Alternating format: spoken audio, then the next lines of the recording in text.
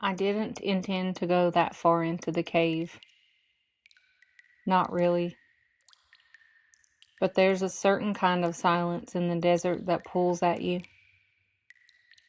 And when you find a place where that silence deepens into something heavier, something enclosed, it becomes difficult for me to ignore. The entrance was narrow, almost easy to miss. Just a thin break in the rock that swallowed the light at the wrong angle. When I stood in front of it, I noticed immediately how the air changed. Not colder in the natural sense, but still, in a way that made the outside world feel distant even before I stepped inside. I told myself I would only look. Just a few steps. Just enough to satisfy the curiosity that had already taken hold of me. The first thing I noticed once I crossed the threshold was how quickly the sound of the desert disappeared, as though it had been cut away rather than faded, leaving only my own breathing and the soft scrape of my shoes against stone, both of which felt too loud, too present, as if the cave had narrowed the world down only to what I carried in with me. I moved forward slowly, sweeping the flashlight across the walls,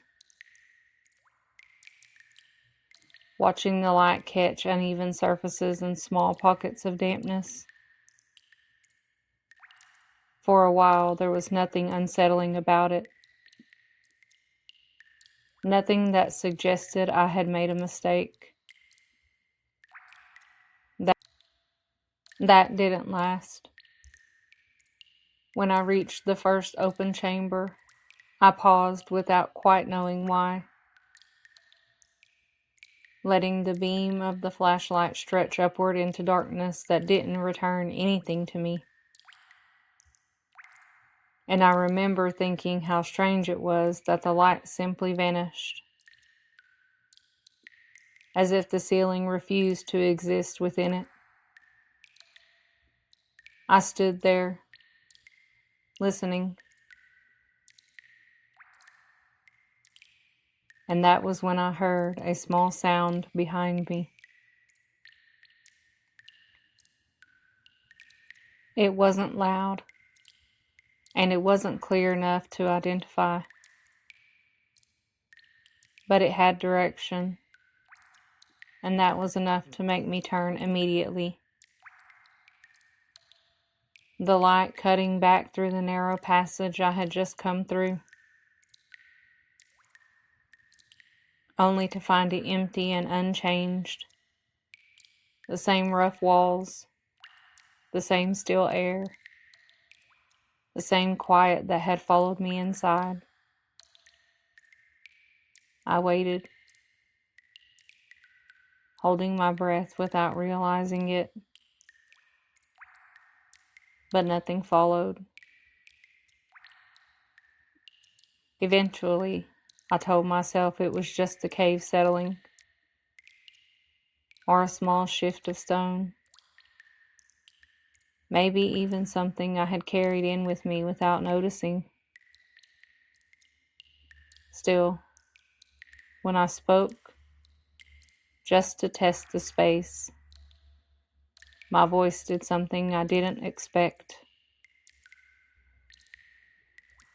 Hello? The word traveled outward, struck the walls, and returned to me thinner, stretched slightly as if it had taken longer to come back than it should have. Hello? I frowned, listening carefully, because the delay wasn't dramatic, but it was there, subtle enough to be dismissed, but distinct enough to stay with me. I continued deeper. Time began to lose its shape after that. Not in a dramatic way, but in the slow, quiet manner that happens when there's nothing external to measure it against. No change in light, no variation in sound, just the steady repetition of steps and breath, and the narrow beam of a flashlight guiding the way forward. I didn't realize I was lost until I tried to go back. The passage I remembered didn't exist anymore. In its place were two identical openings, both narrow, both descending at the same shallow angle, both carrying the same texture along their walls, as if the cave had quietly rearranged itself while I wasn't paying attention. I stood there longer than I should have, trying to reconstruct the path in my mind.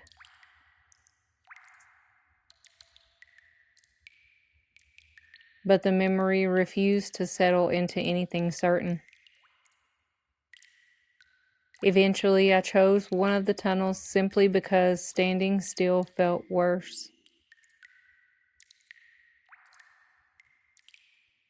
The temperature dropped as I walked, not gradually, but in a way that felt immediate and unnatural.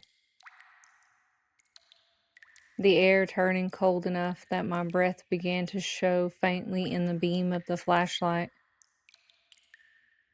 which made no sense given how little time had passed. I stopped, unsettled by the shift, and I listened again. That was when I heard the footsteps. They were soft, measured, and unmistakable, separate from my own. Coming from somewhere behind me, following at a distance that felt deliberate, as though whatever made them was aware of exactly how far to remain. I turned quickly, the light sweeping back across the tunnel, but there was nothing there, nothing at all. And yet, the feeling that I had interrupted something. I waited, and then, very faintly, I heard another step, closer to where I had just been standing. I started moving again, faster now. My breathing tightened despite my efforts to keep it steady. Without thinking, I called out again, my voice sharper this time. "Is someone there?" The cave answered, "Someone there." There was a pause, longer than before. Something came back that did not belong to what I had said. There. I stopped walking. The echo had changed. It had not repeated me correctly. It had reduced me, chosen part of the sound and left the rest behind. I told myself it was distortion, Caves bend sound in unpredictable ways. I thought I was overthinking something simple, but the explanation felt thin even as I held on to it.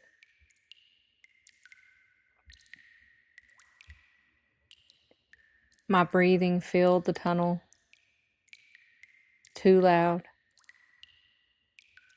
And then, beneath it, I heard something else. Another breath. One that didn't match mine. It followed mine.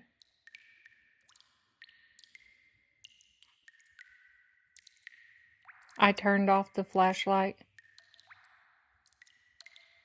The decision came without thought, as if some instinct had risen to the surface and acted before I could question it.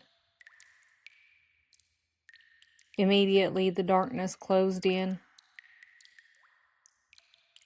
complete and absolute, removing even the illusion of control the light had given me. I stood there, motionless, listening. My heartbeat pressed against my ribs, loud enough that I worried it would carry. And in that silence, I heard it again, breathing. Closer now. In front of me. I turned the light back on. Nothing stood in the beam. Nothing moved. But the air felt disturbed, as if something had just stepped out of it. I kept moving. There was no other choice left in me. The tunnels twisted and opened into another chamber, larger than the first, with a floor that dipped gently downward, collecting fine dust that softened the sound of my steps. That was where I saw the footprints. They were bare, pressed clearly into the dust. Definitely not mine. They crossed the chamber in a straight line, moving from one side to the other, and I followed them without thinking, drawn by the need to understand, to make sense of something that had already begun to slip beyond reason. They ended at the wall, not faded, not turned, ended.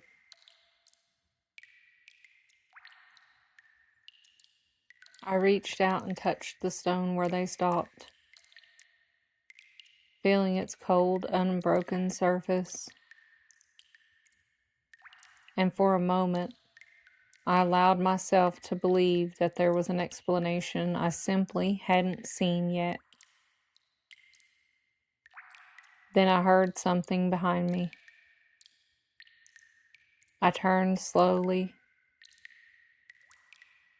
The footprints had changed. They were closer. The panic that followed wasn't sudden. It rose slowly, like something filling my chest from the inside, tightening my breath, narrowing my thoughts until everything became focused on one impossible realization. They were moving. I stepped back, The cave responded, not with an echo, with my own voice. My scream tore out of me before I could stop it, and the cave answered with something louder, something stretched beyond what I had made, a sound that carried my voice further than it should have gone, and brought it back twisted into something that did not belong to me anymore. I ran. There was no direction left, no plan, only movement. My hands striking the walls, my steps uneven, my breath breaking into sharp, uncontrolled bursts as the tunnels blurred into one another. My footsteps echoed. Twice. I stopped. But something behind me did not. One more step, perfectly placed where mine would have been. I couldn't turn around. Every instinct I had refused it, locking my body in place as I stood there, trembling, listening to the silence that followed. The kind of silence that feels occupied rather than empty. Then, very softly, something brushed the back of my neck.